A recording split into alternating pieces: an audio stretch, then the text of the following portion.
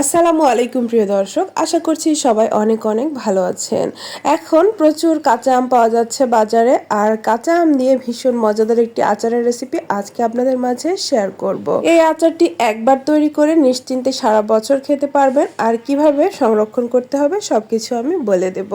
একবার তৈরি করে কিন্তু সারা বছর আপনি ডাল ভাত কিংবা খিচুড়ির সাথে উপভোগ করতে পারবেন। মুখে রুচি না থাকলে কিন্তু এরকম আচার থাকলে ভাতের সাথে খুবই ভালো লাগে, মুখের রুচিটাও ফিরে আসে। তো চলুন কথা না বাড়িয়ে আচারের সম্পূর্ণ রেসিপিটি দেখে নেওয়া যাক।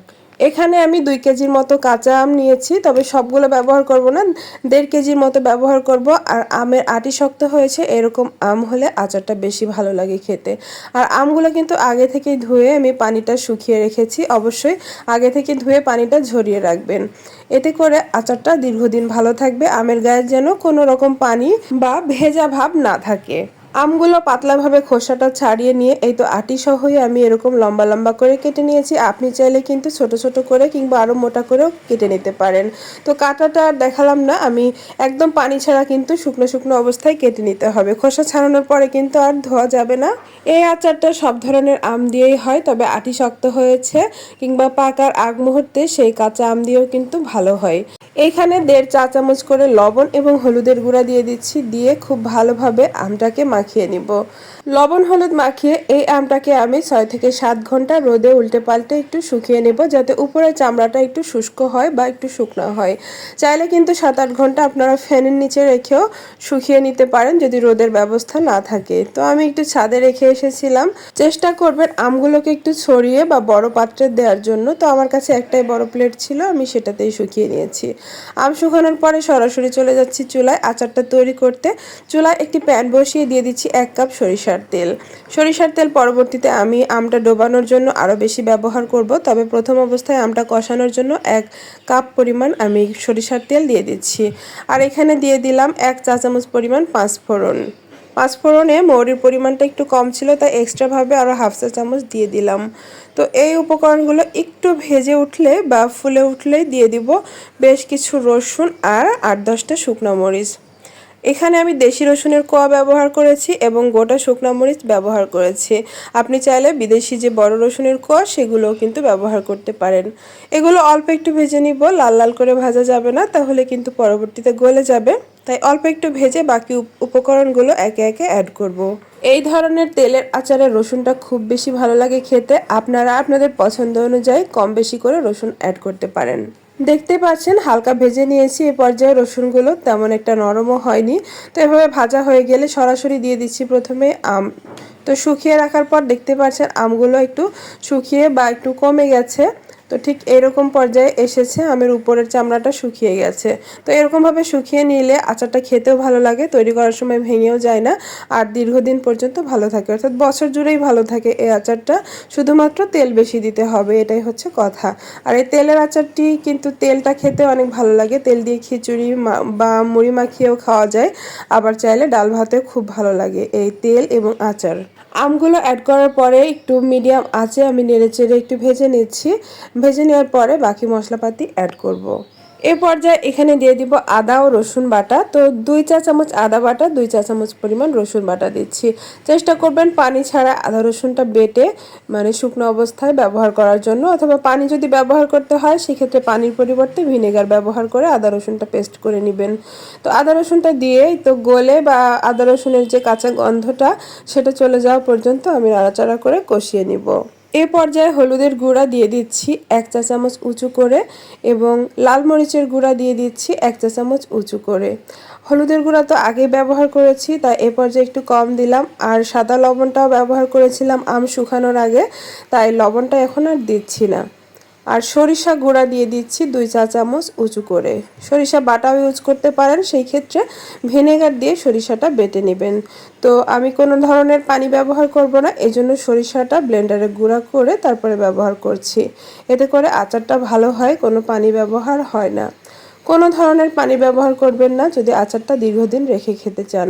কোনো রকম পানি ব্যবহার করলে কিন্তু আচারে ফাঙ্গাস ধরবে আর আচারটা গন্ধ হয়ে যাবে। তো সব রকম মশলা দিয়ে এই আমটাকে মিডিয়াম টু লো হিটে এইভাবেই আমি কষাতে থাকবো বেশ কিছুক্ষণ, আমের কালারটা একটু পরিবর্তন হওয়া পর্যন্ত। অল্প আঁচে নাড়াচাড়া করতে থাকবো আর পাশাপাশি আমি একটি আচারের মশলা তৈরি করে নিচ্ছি। এখানে নিয়েছি 2 টেবিল চামচ পরিমাণ গোটা ধনিয়া, 2 টেবিল চামচ পরিমাণ গোটা মৌরি বা মিষ্টি জিরা, আর এখানে তেজপাতা, এলাচ, দারুচিনি নিয়েছি মিষ্টি ঘ্রাণের জন্য, আর নিয়েছি এখানে 1 টেবিল চামচের একটু কম করে 5 ফোড়ন, আর যে জিরাটা নর্মাল জিরা সেটা। তো এখানে একটু বেশি করে মশলাটা তৈরি করে নিচ্ছি, পুরোটা আচারে ব্যবহার করব না, শুধু মেজারমেন্টটা আপনাদেরকে দেখিয়ে দিলাম কিভাবে আপনারা মিক্স করবেন। তো অল্প আছে 1.5 থেকে 2 মিনিট সময় নিয়ে আমি এগুলোকে ভেজে নিব।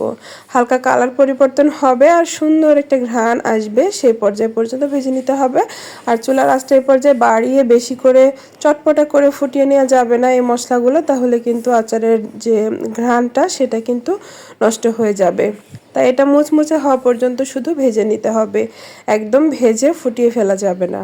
এই মশলাটাকে ভালোভাবে গুঁড়া করা যায় সেইভাবে এটাকে একটু মুচমুচে করে ভেজে নিতে হবে। তো ভাজা হয়ে গেছে, আমি চুলা থেকে নামিয়ে মশলাগুলোকে ঠান্ডা করে গ্রাইন্ডারে আধা ভাঙা থেকে একটু বেশি করে গুঁড়া করে নিব। তো এগুলোকে নামিয়ে রাখছি। আর দেখুন এই তো গুঁড়া করে নিয়েছি, আধা ভাঙা থেকে একটু বেশি গুঁড়া করেছি। আর এই পর্যায়ে 1 টেবিল চামচ পরিমাণ এই আচারের মশলাটা অ্যাড করছি। আর আমটা কিন্তু নরম হয়ে এসেছে দেখতে পাচ্ছেন। আর বাকি মশলাটা আমি অন্য আচারে ব্যবহার করব, এই জন্য একটু বেশি করে রাখলাম। আর এখানে কিন্তু আর এই মশলাটা অ্যাড করব না, 1 টেবিল চামচের একটু বেশি দিয়ে দিয়েছি 1.5 কেজি পরিমাণ আমের জন্য। আমটা শুকানোর পর একটু কমে এসেছে তাই অল্প দেখাচ্ছে। বিট লবণ দিয়ে দিচ্ছি 1 চা চামচের একটু কম। আচারে অবশ্যই হাতের কাছে বিট লবণ থাকলে সেটা ব্যবহার করবেন, তাহলে আচারের স্বাদে পরিপূর্ণতা আসবে। বাজার থেকে আচার কিনলে যেরকম ঘ্রাণ থাকে, গন্ধ থাকে, স্বাদ থাকে, তো সেইগুলো পেতে হলে আমি যে মশলাগুলো ব্যবহার করেছি এগুলো ব্যবহার করবেন, এতে করে কিন্তু আপনার আচারটা অনেক সুস্বাদু হবে। আর এখন আমি এইগুলোকে নেড়েচেড়ে ভালোভাবে মিশিয়ে নেওয়ার পরে দিয়ে দিব অল্প একটু চিনি।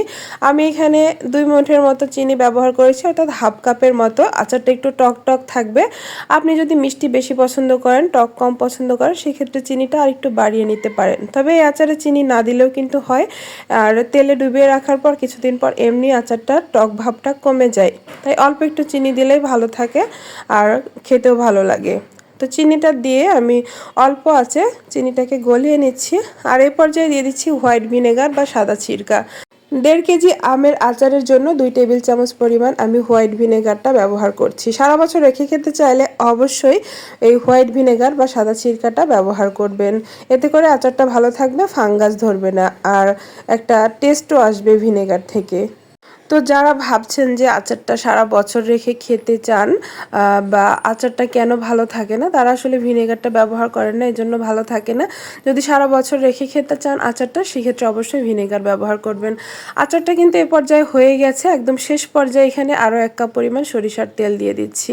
আচারটাকে আমি কোনোভাবেই ফ্রিজে রাখবো না, ফ্রিজের বাইরে রেখেই খাবো, এই জন্য বেশি পরিমাণে তেল দিচ্ছি যাতে তেলে ডুবে থাকে আচারটা। শেষে দেওয়া তেলটা একটু গরম হয়ে আসলে আমি চুলাটা অফ করে আচারগুলো ঠান্ডা করে পরিবেশন করে নিব, অথবা কাচের বয়াম অথবা কাচের এয়ারটাইট বক্সে আমি ঢেলে এগুলোকে সংরক্ষণ করব।